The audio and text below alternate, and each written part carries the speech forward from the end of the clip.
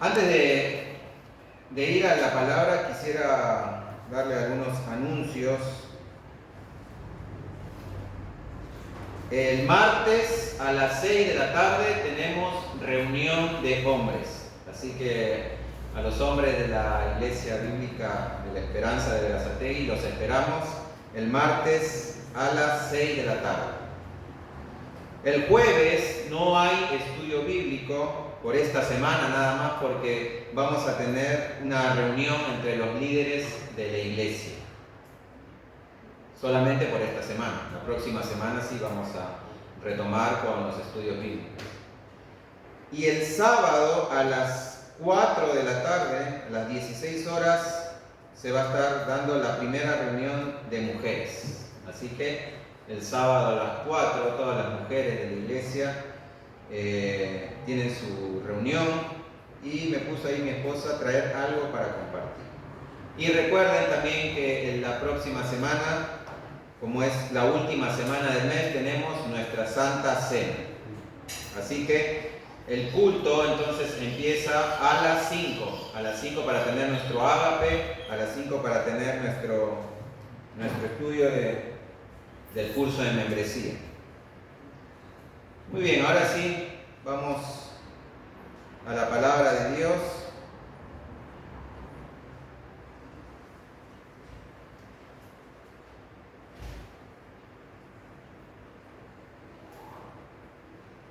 Y vamos a encomendarnos a nuestro Dios en oración. Quiero que me acompañen en oración, por favor. Señor, Padre amado, te damos gracias por este día.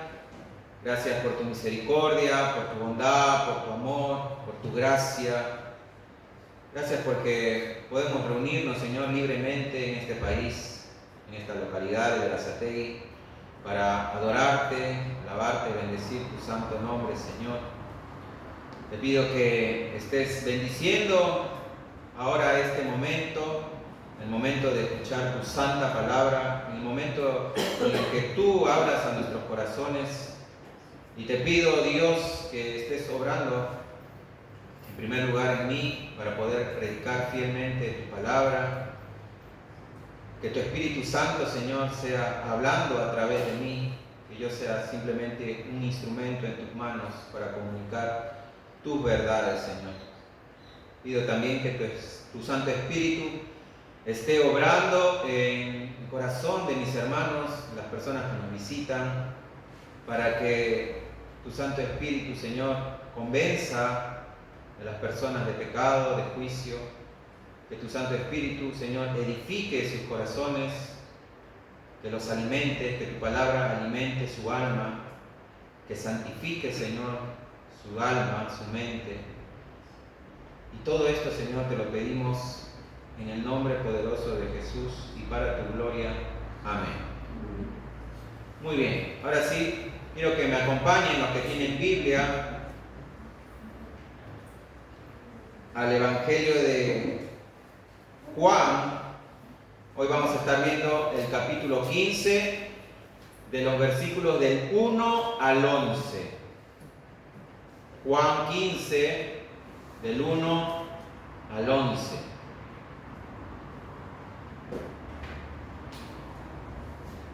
En el Antiguo Testamento, la nación de Israel es presentada como una vid plantada por Jehová.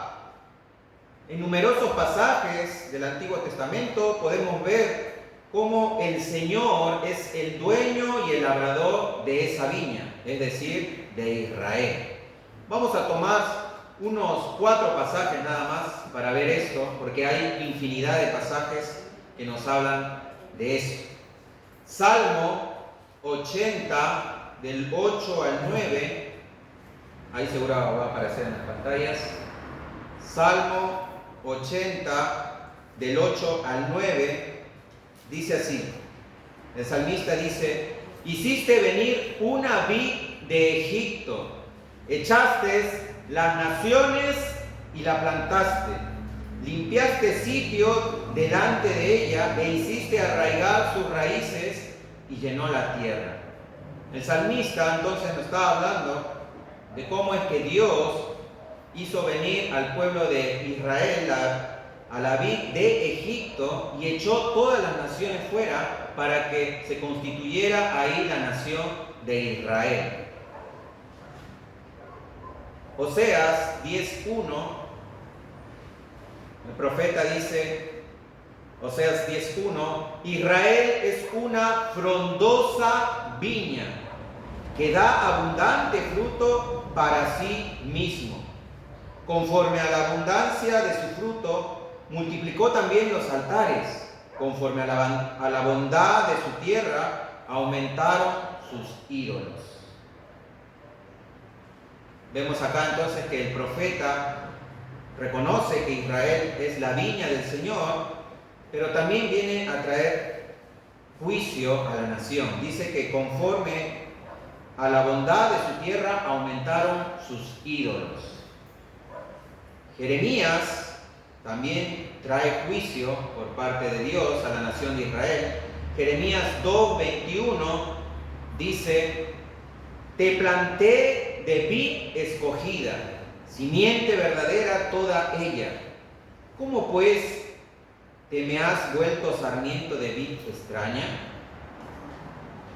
Y por último, el profeta Isaías también habla de Israel como la viña del Señor, y el título que le pone en la Reina Valera es precisamente la parábola de la viña. Isaías capítulo 5, versículo del 1 al 5 dice lo siguiente: ahora cantaré por mi amado el cantar de mi amado a su viña. Tenía mi amado una viña en una ladera fértil, la había cercado y despedregado y plantado de vides escogidas. Había edificado en medio de ella una torre y hecho también en ella un lagar. Y escuchen esto, y esperaba que diese uvas y dio uvas silvestres. Ahora pues, vecinos de Jerusalén y varones de Judá, juzgad ahora entre mí y mi viña, dice el Señor por medio del profeta. Versículo 4 dice, ¿qué más se podía hacer a mi viña que yo no haya hecho en ella? ¿Cómo, esperando yo que diese uvas, ha dado uvas silvestres? Os mostraré pues ahora lo que haré yo a mi viña, dice el Señor, y trae juicio a la nación de Israel. Dice, le quitaré su vallado y será consumida, aportillaré su cerca y será hollada, haré que quede desierta, no será podada ni cavada, y crecerán el cardo y los espinos, y aún a las nubes mandaré que no derramen su lluvia sobre ella. Ciertamente la viña de Jehová de los ejércitos es la casa de Israel. Los hombres de Judá, planta deliciosa suya. Esperaba juicio, y he aquí vileza, justicia, y he aquí clamor. Vemos entonces cómo es que la viña, representa a la nación de Israel. Y en la sección del día de hoy, mis hermanos, en el pasaje que veremos el día de hoy, vemos a Jesús que se presenta como la vid verdadera. ¿Por qué se presenta así Jesús? Porque la nación de Israel, que era la vid del Señor en el Antiguo Testamento, resultó ser infiel y sin fruto, como acabamos de leer todos los textos. Jesús fue el perfecto cumplimiento de Israel como tipo y sombra del pueblo de Dios. Es decir, el lugar de Israel como pueblo de Dios es ahora ocupado ¿por quién? Por Jesús y sus discípulos, es decir, la vid y sus sarmientos. Y el día de hoy, mis hermanos, veremos a nuestro Señor Jesucristo por medio de Juan, el evangelista, que enseña a sus discípulos una verdad fundamental para todos nosotros, no solamente para sus discípulos, sino también para nosotros. ¿Cuál es esta enseñanza? La enseñanza es cómo vivir la vida cristiana, cómo ser un verdadero cristiano. ¿Cómo sé si yo soy un verdadero cristiano? ¿Cómo ser parte del pueblo de Dios? ¿Cómo dar fruto que glorifique a Dios? Y la única manera, mis hermanos, de vivir una correcta vida cristiana es permaneciendo en Cristo, ya que Él es la vid verdadera. Y es así el título de la predicación del día de hoy: permaneciendo en Cristo. Ahora sí, acompáñenme a sus Biblias a Juan capítulo 15, versículo del 1 al 11. Dice así la palabra del Señor: Yo soy la vid verdadera, y mi Padre es el viñador. Todo sarmiento que en mí no da fruto, lo quita, y todo el que da fruto, lo poda para que dé más fruto. Vosotros ya estáis limpios por la palabra que os he hablado. Permaneced en mí y yo en vosotros. Como el sarmiento no puede dar fruto por sí mismo si no permanece en la vid, así tampoco vosotros si no permanecéis en mí. Yo soy la vid, vosotros los sarmientos. El que permanece en mí y yo en él, ese da mucho fruto, porque separados de mí nada podéis hacer. Si alguno no permanece en mí, es echado fuera como un sarmiento y se seca, y los recogen, los echan al fuego y se queman. Si permanecéis en mí y mis palabras permanecen en vosotros, pedid lo que queráis y os será hecho. En esto es glorificado mi Padre, en que deis mucho fruto, y así probéis que sois mis discípulos. Como el Padre me ha amado, así yo os he amado. Permaneced en mi amor. Si guardáis mis mandamientos, permaneceréis en mi amor, así como yo he guardado los mandamientos de mi Padre, y permanezco en su amor. Estas cosas os he hablado para que mi gozo esté en vosotros y vuestro gozo sea perfecto. Amén. Palabra de nuestro Dios.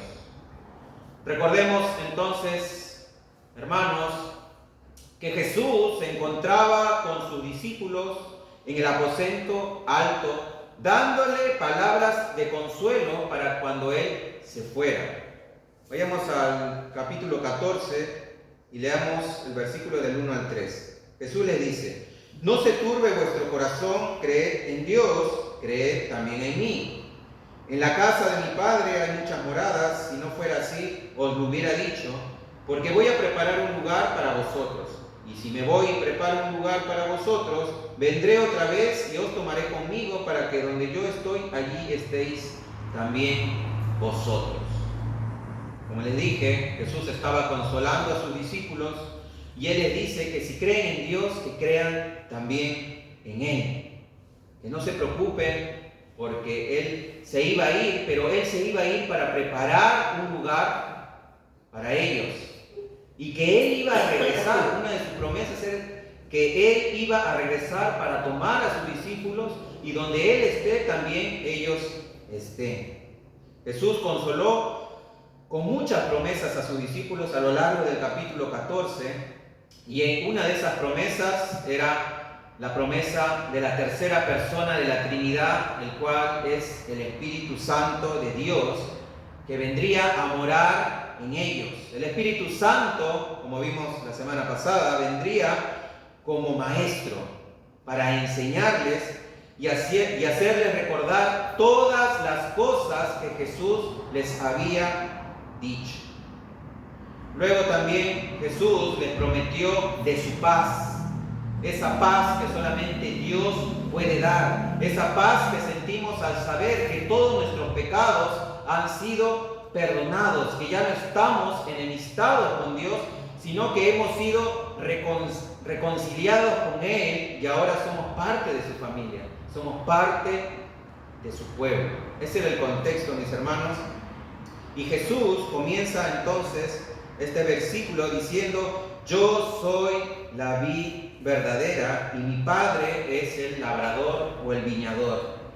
Jesús, como de costumbre, mis hermanos, para enseñarles a sus discípulos una verdad fundamental, siempre agarra algo de lo cotidiano. Entonces utiliza esta metáfora o alegoría o parábola, como quieran llamarle, y él mismo se presenta como la vid verdadera, como la vid verdadera.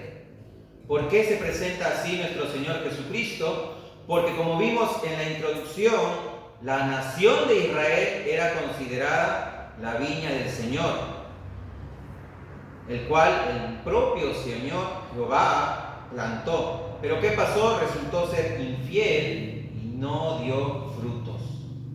Es por eso que Jesús se presenta entonces ahora como la vid verdadera y el Padre el viñador. El historiador judío Flavio Josefo describe una gran vid dorada puesta en la entrada del templo que fue construido por Herodes. Y un comentarista acerca de este pasaje dice que supongamos que Jesús se haya detenido con los discípulos ante el templo porque ellos se habían marchado. Recuerden que el capítulo 14, versículo 31 termina diciendo: pero para que el mundo sepa que yo amo al Padre y como el Padre me mandó, así hago, levantaos, vámonos de aquí. Es decir, que ellos salieron del aposento alto. Entonces este comentarista dice, supongamos, no es que está en la Biblia, sino que él supone, dice, supongamos que Jesús se haya detenido con los discípulos caminando y se detuvo en el templo con la figura de la vid, símbolo de Israel, esculpida en mármol a la vista con la luz de la luna llena. Y mirando hacia arriba con sus discípulos, le dijera, esa no es la vid. Yo soy la vid verdadera. Jesús, en otras palabras, mis hermanos, les estaba diciendo a sus discípulos que pertenecer a la nación de Israel, a la antigua vid, no salva. Ser judío no salva. Y como ya lo había dicho anteriormente Jesús, Él es el único camino para ir al Padre. Él es el único camino. Es por eso que Jesús se presenta como la vid verdadera, desechando ahora a la nación de Israel. Jesús dice, y mi Padre es el viñador o el labrador. ¿Y qué es un labrador? ¿Qué es un viñador? Bueno, es aquella persona que se encarga de cuidar una viña y de verificar que dé frutos. Para los que no sepan, bueno, capaz algunos no sepan, creo que la mayoría sí, la vid es el árbol de la uva. Bueno, entonces el labrador es el que verifica el estado de esta vid. Lo riega, lo limpia, lo cuida, lo poda. Y Jesús les dice que si el labrador, es decir, su padre, se da cuenta que un sarmiento vendría a ser una rama de la vid, se da cuenta que un sarmiento no da fruto, Jesús dice que lo quita. Y todo el que da fruto lo poda para que dé más fruto.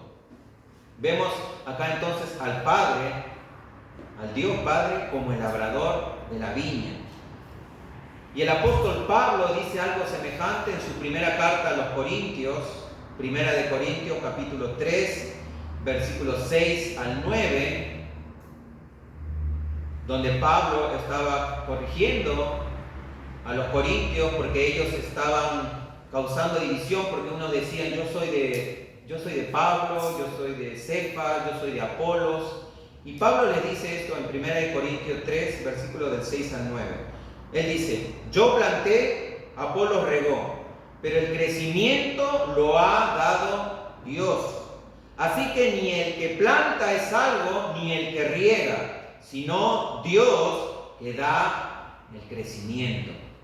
Y el que planta y el que riega son una misma cosa, aunque cada uno recibirá su recompensa conforme a su labor. Porque nosotros somos colaboradores de Dios y vosotros sois, escuchen bien, labranza de Dios, edificio de Dios. Vemos entonces, mis hermanos, acá un principio bíblico fundamental. Es Dios quien hace la obra. Él es el labrador. Él es el que utiliza a personas como tú, como yo, como Pedro, como Pablo, como Apolos, como instrumentos de su labranza. Es por eso que el apóstol Pablo dice que ni el que planta ni el que riega es algo, sino Dios, que es el que da el crecimiento a su vida, a su reino. Es Dios, mis hermanos, quien siempre se lleva el crédito de la salvación. Como cantamos a veces esta alabanza, la salvación es del Señor. Es por eso que Dios es el único digno de toda gloria, de toda honra y de toda alabanza. Amén. Versículo 3, Jesús le dice a sus discípulos que ya están limpios por la palabra que les ha hablado. Versículo 3 dice, vosotros ya estáis limpios por la palabra que os he hablado. ¿Y cómo es que nos limpia la palabra? Bueno, la palabra de Dios nos limpia por medio de la enseñanza y el mensaje que nos brinda hacia nuestras vidas. En cierta ocasión, Pedro le dijo a Jesús, ¿a quién iremos si tú tienes palabras de vida eterna? Hermanos, las palabras de Jesús son vida, producen vida. ¿Por qué? Porque vienen de la fuente de la vida que es Cristo Jesús. La palabra de Dios, mis hermanos, actúa en nosotros como un espejo y nos muestra cómo somos realmente, cómo somos espiritualmente. Nos muestra cómo corregir los defectos que van apareciéndose y nos exhorta a tomar medidas necesarias cuanto antes. Eso hace la palabra de Dios. Es así como la palabra de Dios nos limpia. Y solamente obra, mis hermanos, en los que creen en la palabra de Dios. Porque en cierta ocasión, también ya les había dicho Jesús, cuando le estaba lavando los pies a sus discípulos, y Pedro le dijo, lávame todo, la cabeza, el cuerpo, los pies. Y Jesús le contestó, ustedes ya están limpios, han sido lavados. Pero le dice, pero no todos, porque uno de ellos lo iba a traicionar. Era Judas. Judas no aceptaba las palabras de Dios. Es por eso que él nunca fue limpiado. Él siguió sucio en su pecado. Y mis hermanos, solo si permanecemos en Cristo, en la vid y en su palabra, podemos ser limpios. Solo así, mis hermanos. Versículos del 4 dice, del 4 al 6, permaneced en mí y yo en vosotros. Como el sarmiento no puede dar fruto por sí mismo si no permanece en la vid, así tampoco vosotros si no permanecéis en mí. Hermanos, si nosotros permanecemos en Cristo, Jesús dice que daremos frutos. Jesús le sigue enseñando a sus discípulos de la manera más simple y sencilla posible. Él les dice que si el sarmiento o la rama no puede dar fruto, por sí mismo, si no permanece en la vid. Es decir, imagínense acá un árbol de la vid, de la uva, y tú le arrancas la rama. ¿Dará fruto? Obvio que no. Necesita estar en la vid, necesita estar ahí. Y Jesús les estaba diciendo eso. El sarmiento, por su propia cuenta, no puede dar fruto si no permanece en la vid. Así tampoco vosotros, le dice Jesús, si no permanecéis en mí. Hermano, si tú dices ser cristiano, pero no permaneces en comunión con Cristo, no puedes dar frutos. No puedes dar frutos. Es imposible. Es imposible. Como les dije el ejemplo, si estás separado de la vid, la rama está separada de la vid, no puede dar frutos. Y en este contexto, mis hermanos, no se nos dice específicamente de qué frutos está hablando nuestro Señor Jesucristo, pero nosotros como cristianos sabemos que existen dos clases de frutos, dos evidencias que muestran que nosotros estamos progresando en los caminos del Señor. Uno es el de las obras y el otro fruto es el fruto del Espíritu Santo, el fruto que el Espíritu Santo produce. Efesios capítulo 2, versículos del 8 al 10, un texto muy conocido, dice el apóstol Pablo: porque por gracia sois salvos por medio de la fe, y esto no de vosotros, pues es don de Dios, no por obras, para que nadie se gloríe. Somos salvos, sí, por la fe, no por nuestros propios méritos, no por nuestras propias obras, pero atención a lo que dice en el versículo 10, porque somos hechura suya, creados en Cristo Jesús para buenas obras, las cuales Dios preparó de antemano para que anduviésemos en ellas. Es decir, si nosotros hemos sido salvados, debemos obrar para nuestro Dios. Y el otro fruto, como le dije, del Espíritu, también otro versículo conocido, Gálatas 5 del 22 al 23, dice: mas el fruto del Espíritu es amor, gozo, paz, paciencia, benignidad, bondad, fe, mansedumbre, templanza. Contra tales cosas no hay ley. Hermanos, hoy en día muchos cristianos no están dando frutos porque no están teniendo comunión con Cristo. Hay muchos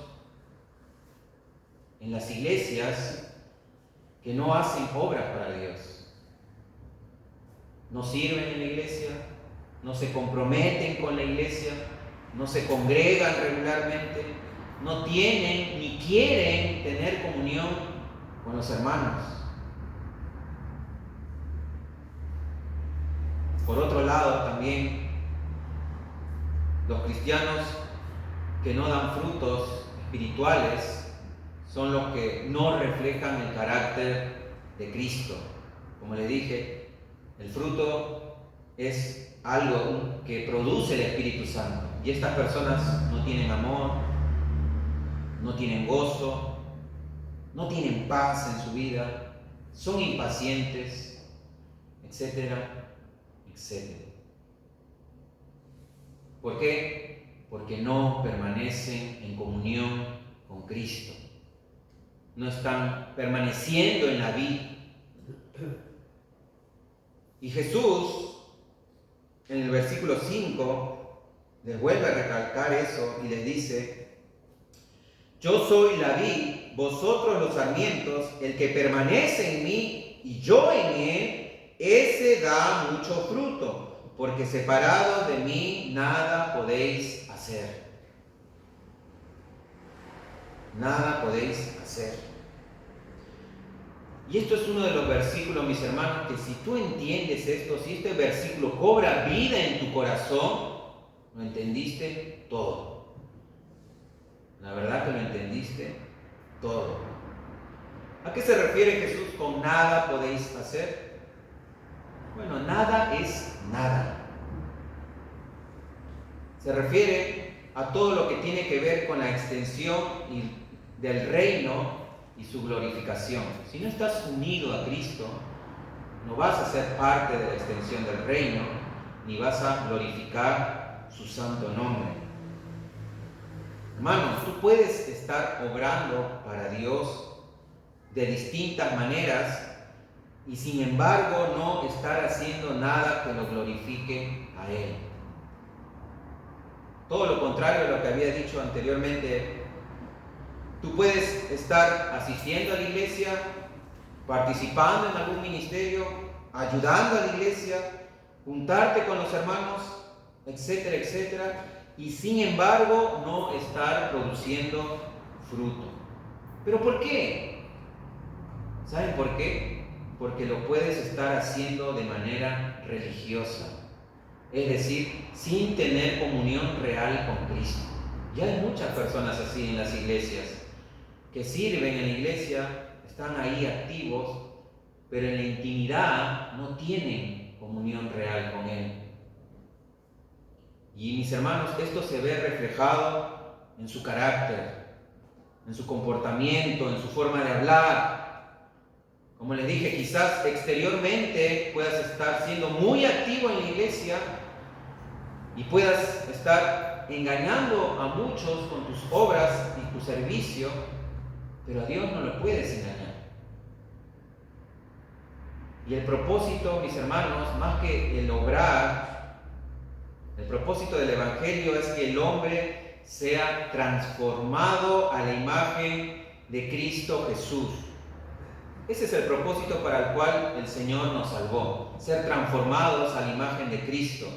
Como lo dijo el apóstol Pablo en su segunda carta a los Corintios, capítulo 3, versículo 18, dice: por tanto, nosotros todos, mirando a cara descubierta como en un espejo la gloria del Señor, somos transformados de gloria en gloria en la misma imagen como por el Espíritu del Señor. Y si tú no estás siendo transformado, mi hermano, es porque no estás teniendo comunión con Jesús. No estás teniendo comunión con Jesús.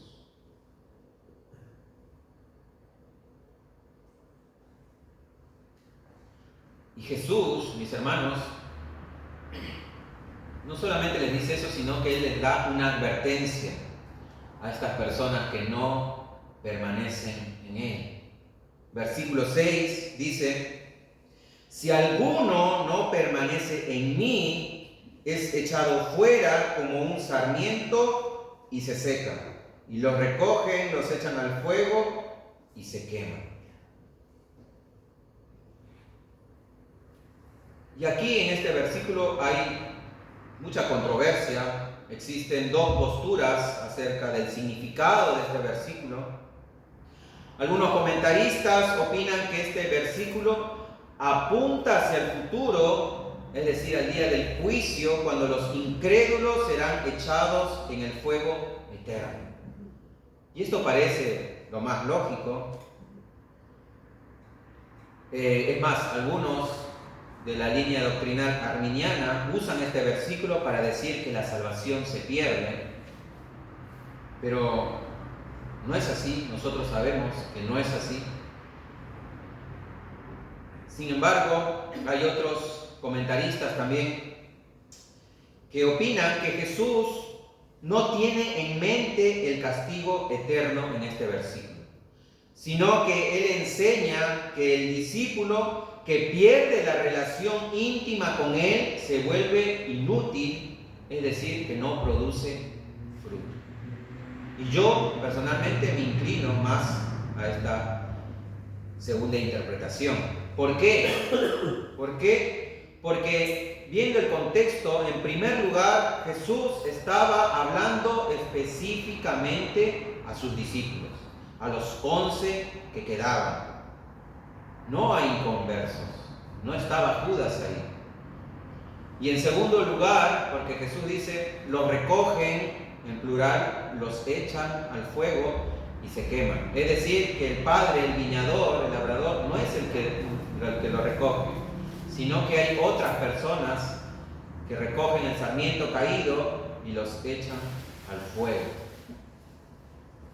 Y hermano, cuando un creyente no permanece en Cristo, es echado fuera y se seca. Es decir, su vida espiritual se vuelve estéril, no produce fruto, no avanza, se siente vacío y hasta a veces duda de su salvación.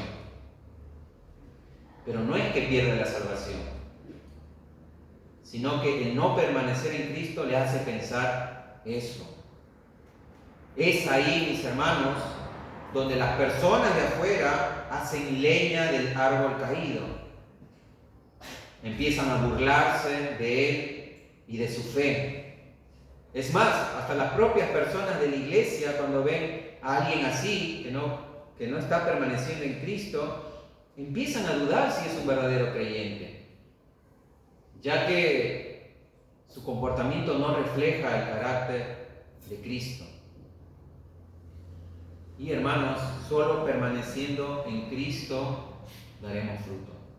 Si no permaneces en Cristo, te vas a sentir así, seco, aislado, que no avanzas, que estás estancado en tu vida espiritual.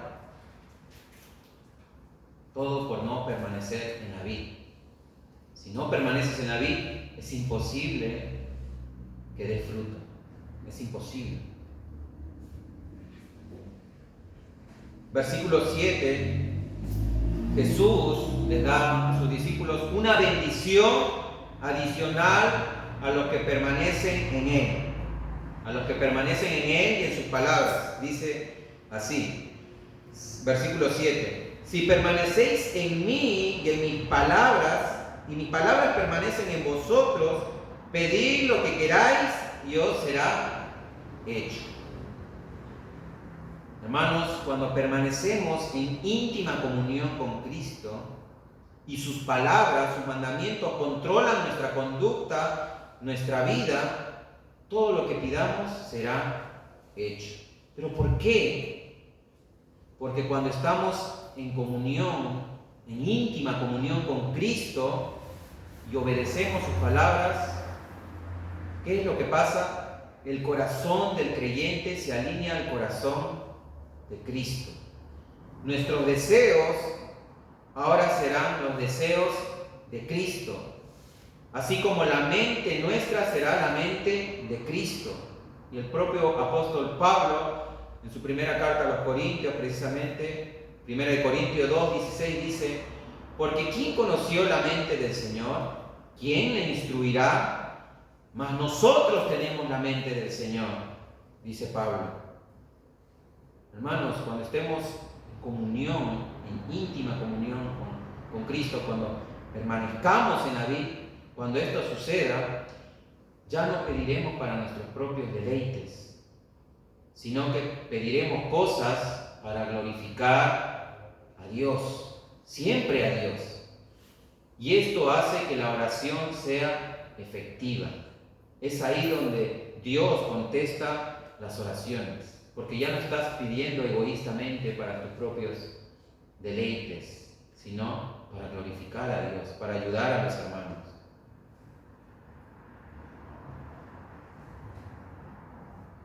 ¿Cómo permanecemos en Cristo, mis hermanos?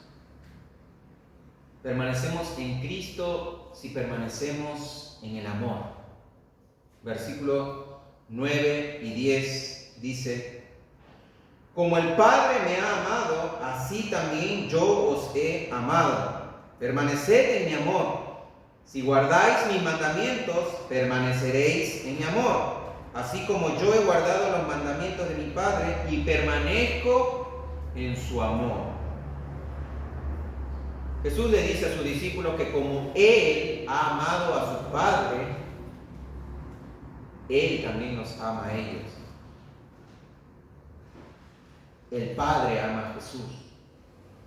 Y que si guardan sus mandamientos, permanecen en su amor. Así como Jesús guardó los mandamientos de su Padre. Y por eso permanece en su amor. Y otra vez vemos aquí que Jesús hace hincapié en que el amor y la obediencia están estrechamente vinculadas. Y dice que si nosotros hacemos esto, permanecemos en Él. Un verdadero creyente, mis hermanos, se da cuenta que está unido a la vid verdadera, que está unido a Jesús. ¿Cómo se da cuenta? Si ama a Cristo y le obedece. Es así como te puedes dar cuenta si estás realmente unido a la vid. ¿Cómo? si realmente amas a Cristo, y no solamente sentir eso, sino obedecer su palabra, sus mandamientos. Cuando no le obedecemos, entonces esto quiere decir que no lo estamos amando. Cuando no obedecemos a los mandamientos de Jesús, no lo estamos amando. Y somos como aquel pámpano que se seca y es echado fuera. Y lo interesante de acá, mis hermanos, es que todo esto es un ciclo. Para empezar, ¿quién de acá puede decir que obedece perfectamente a Dios? Nadie. Siempre le vamos a fallar. Todos los días le fallamos. Y en ese momento que le fallamos, entonces no estamos amando a Dios. ¿Y qué es lo que hacemos entonces? Esto nos hace ver nuestro pecado, que somos aún pecadores y dependemos de Dios. ¿Qué pasa cuando no obedecemos y sentimos que no amamos a nuestro Dios porque no le estamos obedeciendo? Bueno, vamos de nuevo hacia la cruz. Vamos de nuevo a nuestro Dios a pedirle perdón por nuestros pecados. Y ese es el Evangelio. Reconocer que somos pecadores, reconocer que le estamos fallando y venir de nuevo a Él, pidiendo perdón por nuestros pecados, injertándonos nuevamente en la vid, sabiendo que Él perdona nuestros pecados, que Él ya nos perdonó. Y este ciclo se repite así todos los días. Todos los días se repite. Reconocemos que somos pecadores, pecamos, reconocemos, nos arrepentimos, vamos a Cristo, encontramos perdón, encontramos consuelo, encontramos paz, tenemos comunión con Él. Y así todos los días. Por eso es que el Evangelio no es para solamente una vez en tu vida que te convertiste, no, es todos los días. Todos los días debemos permanecer en la vida, porque todos los días tendemos a separarnos. ¿Por qué? Por nuestra naturaleza aún caída y pecaminosa, por ese pecado remanente que todavía existe en nosotros.